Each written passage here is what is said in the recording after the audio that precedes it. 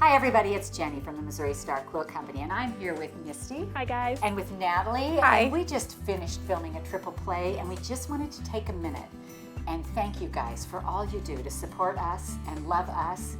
We hope we're providing fun things for you. We want to tell you a little bit about what we're thankful for.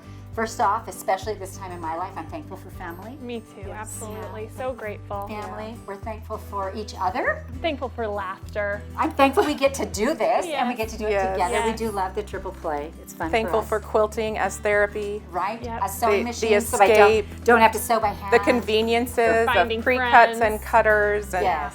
pins and thread and needle. And most especially Our- our employees. Our employees are employees. incredible. You know, our company, we Yeah.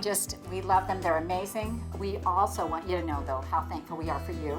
Yes. We hope that you guys take a minute and reflect on all the things we have to be thankful for. We've had a couple of rough years, but during all that time, there's always amazing things to be thankful There's for. always So something. much good.